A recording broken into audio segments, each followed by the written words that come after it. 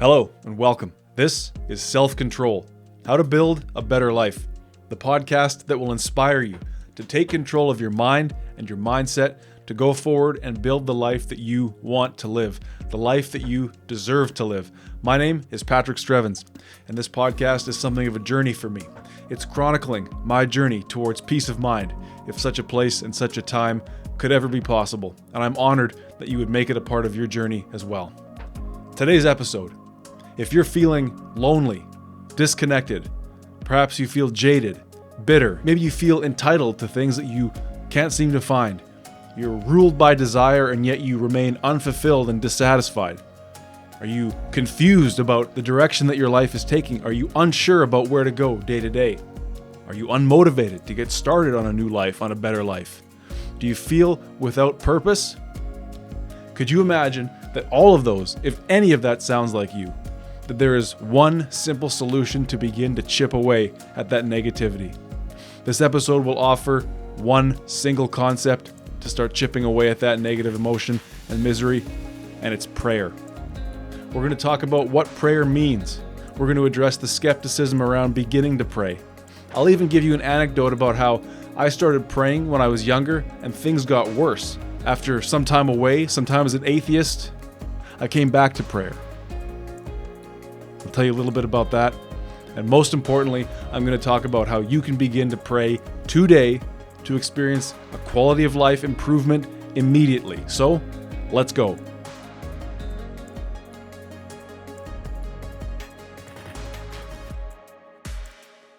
So the word pray or prayer, the Latin root of that word is precari, which means to beg.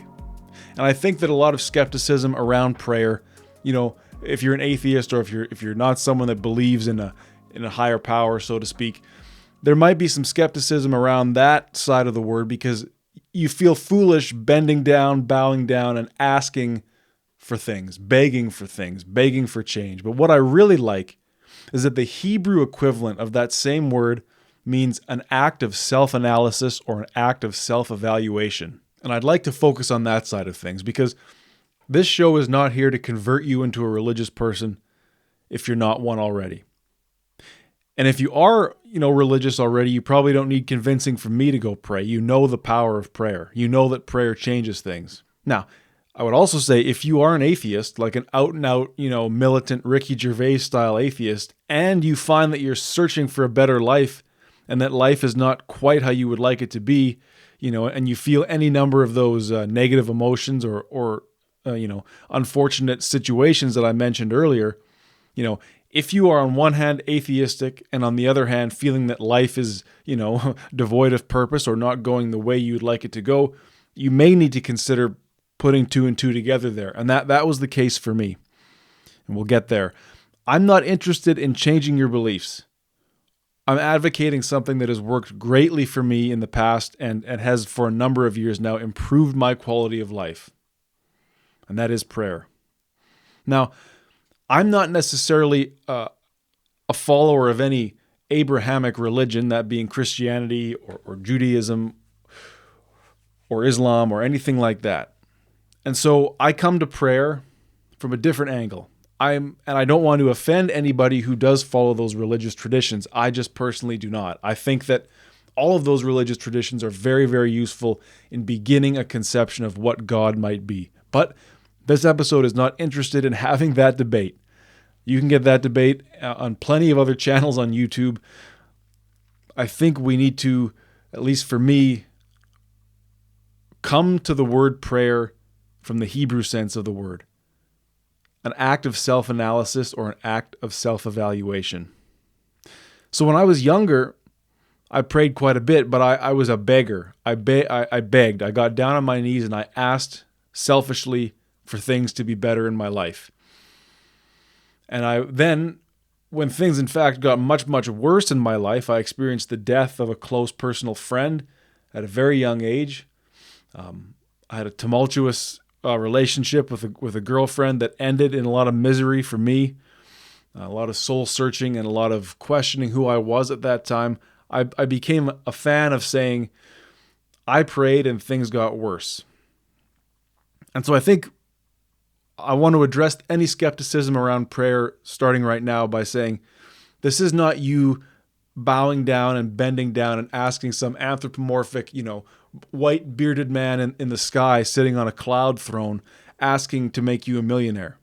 You cannot come into prayer expecting things to get better on a material level, things to be given to you, for your enemies to, for your enemies to get sick and for you to get the promotion, so to speak, or literally.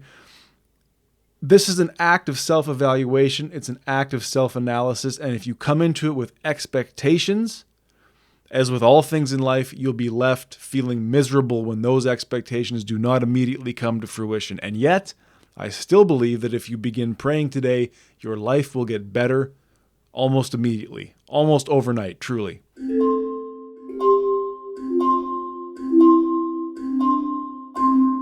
You have to be willing to come to prayer being honest.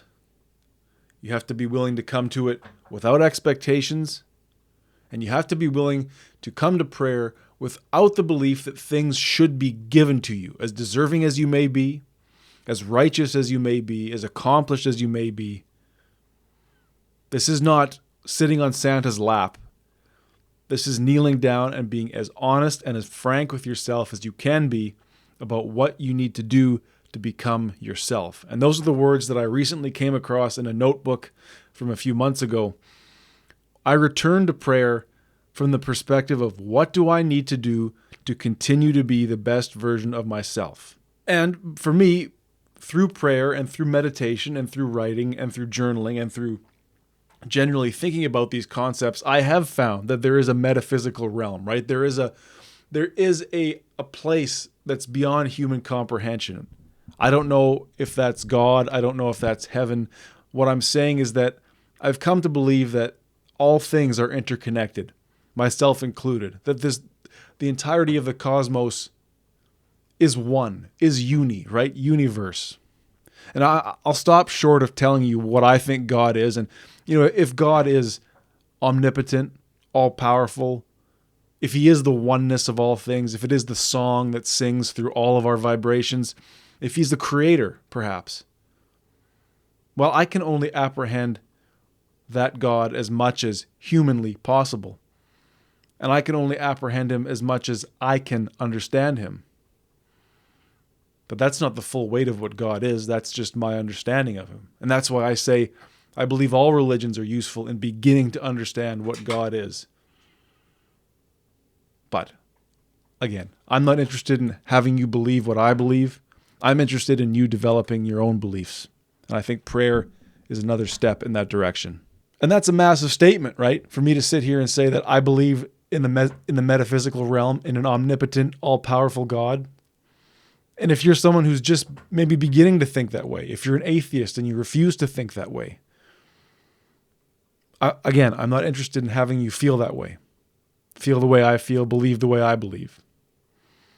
I want to talk to you now about how I pray and how I believe you yourself can begin to pray to improve your quality of life right now. So you've heard me talk on the show a lot about journaling.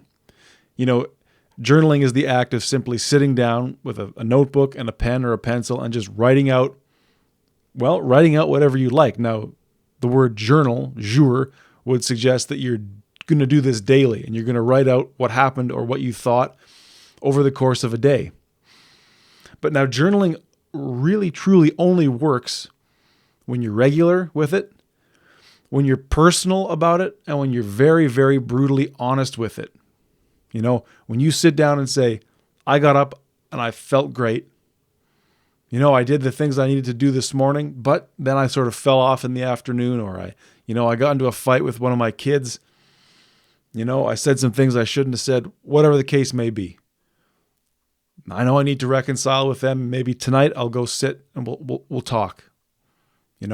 I didn't give it my all at work today. Or I went into work and I kicked ass and people took notice. Whatever the case may be, whether you're succeeding in life or you're failing in life on any given day, journaling only works if you're willing to reconcile with it, right? Because you can feel that negativity or that positivity in your mind, or it could even be nonsense. Well, I think maybe this person thought this about me. Okay, write that out and it looks a little bit more ridiculous. It makes a lot of sense, in the subconscious or in the half conscious. But through writing it out, through having that conversation with yourself, you begin to see the full weight of your thoughts, and you can develop your thoughts. And you'll look forward to developing your thoughts through journaling. Now, the reason I bring up journaling is because it is not unlike prayer, but prayer is the actual vocal, verbal, physical speaking of that conversation with yourself. And again, well, you're wondering, well, what? So I kneel down and I just go, "Hi, God, it's me, Patrick." Well, as ridiculous as that sounds, that is often what I do. Now, I'm not advocating for you to pray to any one God. We're not talking about praying to God necessarily. We're talking about praying to yourself to start. And you know what? If you're willing to believe in a creative force, pray to that creative force. If you already believe in a God, pray to that God. If you're an atheist, or if you haven't explored an idea of spirituality or religion, don't direct that prayer to anything right off the bat, but just simply kneel down, close your eyes. You can clasp your hands, you can fold your hands, you can hold your hands out. I've been told that it works really well if you can manage to sit on your toes. That activates the pineal gland. I have no idea if that's true, but I do try and sort of have my toes planted flat on the ground while I'm kneeling. And you can just verbally speak out that honest appraisal of who you are. Because we go through life, all of us, consuming, right? Social media, legacy media, our boss, our parents, our kids, our teachers, whoever, giving their ideas to us. And even sometimes we may feel that when we want to express ourselves, we're not fully heard by those who we're expressing ourselves to. Prayer, as with journaling, but prayer is a chance to be fully heard and to fully express. And again, I understand if you're skeptical. You're saying, well, no one's listening. God isn't up there in the sky listening. It's like, okay, fine. Then don't do this, right? But if you're looking for a better life, why not believe that kneeling down in a quiet space in your home, taking a few deep breaths, and speaking what's in your mind, what's in your heart, organizing your thoughts. What went right today? What went wrong today? What do I need to do to have success? What do I need to do to be a better son, daughter, mother, father? What do I need to do to be the best I can be? That's what this is about. This is about getting the thoughts that are in your mind, because you're a smart person. You know what's going right. You know what's going wrong or wrong. Who's wrong? You know what's going wrong. But to speak them out, to begin that conversation with yourself, is to make that thing real, for you to bring it out and to look at it and to think about it and to say, this is what needs to change, or this is what needs to continue.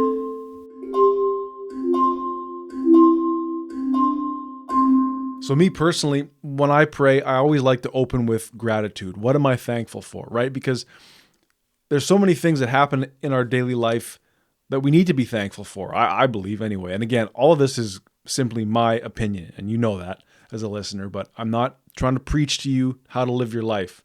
I'm simply giving you an insight into what I've done to improve my life in the hopes that it could perhaps help you. And I see that it seems to be helping some people, which I'm touched by. And anyway, before I go down that, self-gratifying pathway, begin with gratitude. Begin with what you're thankful for, right? People that you come across day to day. Shouldn't you be grateful for some of those people? Your friends, your family. Maybe there's a coworker that really gets you through the day, with their conversation, with their sense of humor. Think about that person. Linger on that person a moment and say, I am so grateful for Manny. Manny is so funny that when work is hard or when work is boring, I can go into his cubicle, we can have a cup of coffee, and we can just laugh. And man, I am so grateful for that guy. Or, man, am I grateful to have the opportunity to work at this place that I work. man, am I grateful to come home to my children or my dog, or I am grateful to come home to just a warm apartment. There's nobody else here, but I am damn grateful that I have this little slice of paradise where I live. And I've said it on this show before, and so have a number of guests. When you begin that conversation with yourself, when you begin that conversation with gratitude, with what you're thankful for, you will, over time, develop a positive mindset. You'll be able to realize your gratefulness, your thankfulness for life in the moment. And once you've moved past gratitude in your prayer, you can then begin to honestly appraise where you failed and where you've succeeded. You know, I like to say, I am thankful for these opportunities that I've been given. I'm thankful for this perspective that I even have about the world. But I know that I didn't give it my all today. I know that I was supposed to record a couple podcast episodes today, but I didn't. I decided to sit on the couch and watch hockey and say, I'll do it tomorrow. You know what? I can be better than that. I can do more. I can work harder. Or I can simply give myself a break and say, you know what? I needed the rest. I'm glad I took the rest. I'm grateful that there was a hockey game on TV that I could sit down and watch. Whatever the case may be for you. Be willing to have that grace for yourself, right? But be willing to be honest with yourself about what you needed to do, what you need to continue to do, and who you want to be. This is a conversation not between you and some man up in the sky. This is a conversation between you, yourself, and everything else in the universe that conspires to make you who you are. I do not see a way in which not having this conversation, not speaking out what you want, what you believe, what you need to do, would not make your life better. So please, try it and let me know. Find a quiet space in your home. Kneel down, close your eyes, and begin to just talk about who you are, the life you've lived, the life you want, the people you're thankful for, the situations that you're thankful for. I believe that you'll see an uptick in peace of mind. I believe that it's something you'll come to look forward to. I believe it's something that'll bring you comfort in times of stress, to kneel down. And I guess to address one final skeptic point, is it wrong to kneel down and ask for things? I don't personally think so. I try and keep it to a minimum, but I do ask. I say, God, I thank you for your mercy. I thank you for the grace that you've shown me. My family is healthy, and I beg for your continued mercy. So there you go. A little bit of begging to go with that self-analysis. I don't think it's a bad thing. It's not. But again, I'm not here to convince you how to look at life. I don't believe it's wrong to beg. I don't believe it's wrong to kneel down in the face of the Almighty, if that's what you're doing, and ask. But I think that the ask would have to be proportionate to the amount of effort that you're putting in to be yourself. The amount of effort that you're putting in to succeed. The amount of effort that you're putting in to uplift others, let's say. It's not wrong to ask for things in this life. But it was wrong when I was younger to just ask, create this world of expectation and then feel unfulfilled. So try that in your prayer. Balance what you need, what you want, with the effort that you're putting in to becoming yourself. So, if you're feeling lonely, disconnected, perhaps you feel jaded and bitter, if you're entitled, if you have high and yet unfulfilled expectations, if you're confused about the direction your life is taking, if you're unsure, if you're unmotivated, if you feel without purpose, try praying. Begin that conversation with yourself regularly. Make time to speak out. These are all the things I feel. This is what's going wrong in my life. What might it look like for me to start changing? You'll be surprised at the momentum that you'll gain when you're regularly speaking out and telling your life story to yourself and to the universe. Thank you for listening. I hope you found this useful. Please feel free to get in touch with me on Facebook. I'll post a link in the show notes. Shoot me a message, add me as a friend, and let's have a conversation about building that better life. Until I speak with you again, please remember that better is possible.